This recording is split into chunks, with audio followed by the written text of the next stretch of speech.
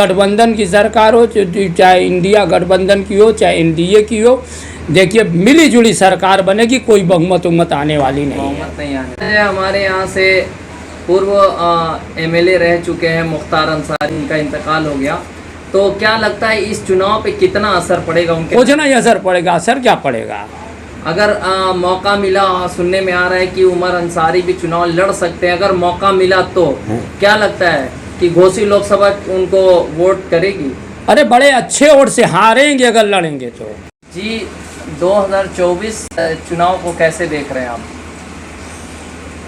2024 का चुनाव तो अभी यहाँ घोसी लोकसभा में तो अभी कोई बहुत प्रत्याशी सारे आए नहीं हैं जी।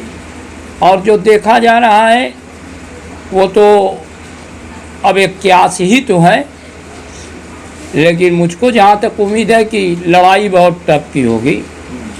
मतलब लड़ाई टफ है, किसके टक्कर में होगी? इंडिया और एनडीए के गठबंधन में?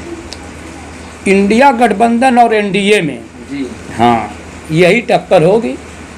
बसपा कुछ नहीं। बसपा तो जहाँ रहेगी जो है कि भाई किसी कैंडिडेट को हराने जिताने का काम कर सकती है, इक्का दुक्का और क्या। वो देखिए बसपा को आप लोग बार बार लेकर जो चलते हैं, बताया ना कि बहुत दिन तक कोई चीज़ नहीं रहती। उनकी राजनीतिक जो है मायावती जी की, ये राजनीतिक ऐसी है कि ये धीरे धीरे ये सब खत्म होने वाली चीज़, ये भी नहीं चलने वाली चीज़ है। बहुत दिन तक ये नहीं चलेगी। देख रहे हैं सरकार चलाने वाली पार्टी, आज उसके एक भी विधायक नहीं जीते, गठबंधन से 10 जीते, राष्ट्रीय पार्टी है, ये सब खत्म हो जाएगी। लोकतंत्र में ये तरीका नहीं है, जात पात और फलाना धमाका।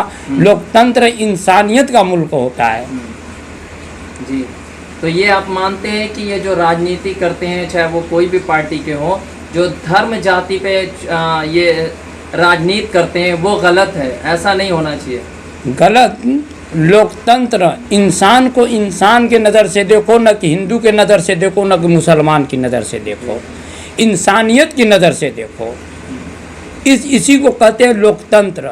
और आप जात पात, हिंदू मुसलमान धर्म, तो देखिए ये हिंदुस्तान एक ऐसा मुल्क है, इस मुल्क में किसी धर्म की हुकूमत कभी नहीं चल सकती, चूँकि यहाँ रंग बिरंग के फूल खिलते हैं। ये एक चमन है। हिंदू मुसलमान सिख ईसाई बहुत सारे धर्म हैं, और जिस जगह हज़ारों धर्म हो, सैकड़ों जो धर्म को मानने वाले हैं, वक्ती आप किसी का जज्बात भड़का सकते हैं, वक्ती गुमराह कर सकते हैं, लेकिन कुछ देर के लिए बाकी फिर उसी रास्ते पे आना है, लोकतंत्र के रास्ते पे आना है, और बदलाव होना जो है। धर्म की राजनीति की यहाँ बहुत देर तक नहीं चलती। कुछ दिन पहले हमारे देश के प्रधानमंत्री ने एक ऐसा बयान दिया है, आपने देखा होगा, खुले मंच से। हाँ। उन्होंने ऐसा शब्द का इस्तेमाल किया, लोगों ने काफी निंदा भी की, तो उस पे क्या कहेंगे? अरे भाई, ये शब्द कैसा, इसको कैसे देखिए, जो शब्द गलत रहेगा आदमी गलत कहेगा, लेकिन सियासत में तो बहुत लोग कुछ कहते हैं वोट के लिए, जज्बात में हो सकता है कि मोदी जी भी कह दिए हो। सियासत में सब ऐसे बोलना सही है? आप लोग तो मीडिया वाले क्या बोलते हैं, देख नहीं रहे? चुनाव आयोग का ज़माना है, जिसके जो समझ में आता है बोल देता है। चुनाव आयोग कितनी कार्रवाई करता है आप नहीं देखते हैं? लेकिन सुनिए, वोट की राजनीतिक, इस दौर की वोट की राजनीतिक इतनी गंदी हो चुकी है कि आदमी क्या बोल देगा, किसी तरह मेरा वोट बन जाए। हिंदू मुसलमान की कोई राजनीति करने की चीज़ है, लेकिन हिंदू मुसलमान इसलिए किया जाता है कि दोनों को बांट के मेरा लाभ हो जाए।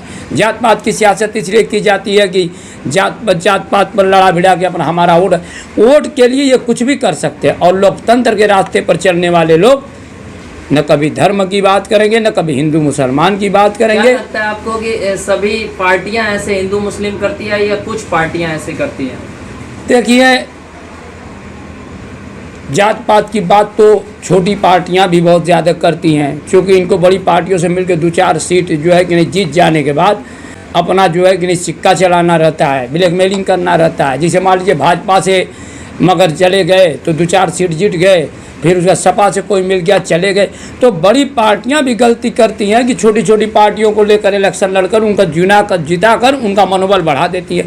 तो बड़ी पार्टियों में की ये जो है, जैसे सपा है या भाजपा है, तो इस तरह की राजनीतिक नहीं करनी चाहिए। राजनीतिक करनी है तो इंसानियत के नाम पर, गरीबों के नाम पर, मतलब रोज कुआं खोद कर पीने वाले मजदूर हैं, उनके काम पर, इंसानियत के नाम पर यार धर्म का काम लोग करते हैं, अपने अपने धर्म का लोग काम करेंगे।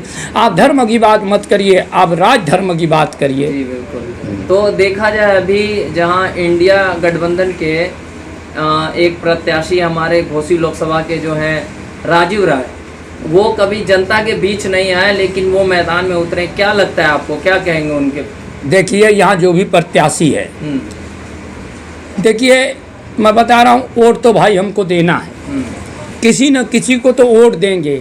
अब अगर 4-5 चोर हैं, एक मिसाल के तौर पर, उसमें जो सबसे कम चोर होगा उसी को दे देंगे। लेकिन पोजीशन तो ये है कि लोकसभा की कि अब देखिए अभी तो आए नहीं, अभी तो जो मतलब कि जो पूरे प्रत्याशी हैं तो हम लोग देखें वोट देना ही देना है।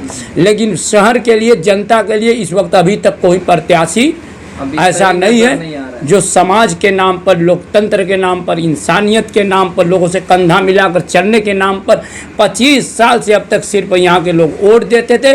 कभी हमारा नुमाइंदा हमारे बीच में नहीं हुआ करता था। MP 5 साल विधायक का वही हाल। तो हम ऐसे इलेक्शन हम तो ये चाहते हैं हमारा नुमाइंदा यहाँ जीते तो हमारे बीच में रहे, और लोकसभा अगर चलती है तो पार्लियामेंट में हमारी बात करें। हम ऐसे लोगों की बात करते, वो भी जीते तो इंसानियत की बात करने वाला जीते, हिंदू मुसलमान की बात करने वाला न जीते। अच्छा, देखा जाए हमारे यहाँ से पूर्व MLA रह चुके हैं मुख्तार अंसारी साहब और उनका इंतकाल हो गया, तो क्या लगता है इस चुनाव पे कितना असर पड़ेगा उनके? कुछ नहीं असर पड़ेगा। असर क्या पड़ेगा? अगर मौका मिला, सुनने में आ रहा है कि उमर अंसारी भी चुनाव लड़ सकते हैं, अगर मौका मिला तो क्या लगता है कि घोसी लोकसभा उनको वोट करेगी? अरे बड़े अच्छे वोट से हारेंगे अगर लड़ेंगे तो। अच्छा, ऐसे दावे कर रहे हैं आप? कैसे? लोग मसीहा कहते हैं। किसका मसीहा? अरे लोगों के दुनिया मसीहा थे। मालिक ने जब दुनिया बनाया जी तो हमेशा हक और बातिल की लड़ाई थी, सच और झूठ की लड़ाई थी। तो इस तरह से अब ये थोड़ी ना किसी के मसीहा कहें आप जो है कि हमारे दरवाजे पर 10,000 आदमी हो जब अच्छा हो जाऊँगा। कर्म अच्छा होना चाहिए। कर्म रहे होंगे तभी तो इतनी पब्लिक आई बिना बुलाए। कौन कर्म? अब उस कर्म का फैसला तो मालिक ने करता है कि इंसान करता है, वही तो अख्तियार ऊपर वाले ने अपने। दुनिया में भी दिखाई देते हैं ना? नहीं, कर्म दुनिया में नहीं दे, कर्म का हिसाब मालिक करता है कि चलो कौन सा कर्म आपको दिखाई देता, हो सकता है वो कर्म गलत हो। यानी आपका कहना है कि उनके रहे न रहने से कोई फर्क नहीं पड़ता? कोई फर्क नहीं पड़ता। अच्छा, 2024 में आप नए चेहरा प्रधानमंत्री को किसको देखना चाहेंगे? देखिए सबसे बड़ी चीज़ है प्रधानमंत्री के चेहरा जो है कि नहीं, अब किसको देखा जाए, जब गठबंधन कोई फैसला नहीं किया तो किसको हम कहें? मान लीजिए भाजपा गया तो मोदी जी का चेहरा सामने है, इन लोगों का कोई चेहरा सामने आता ही नहीं।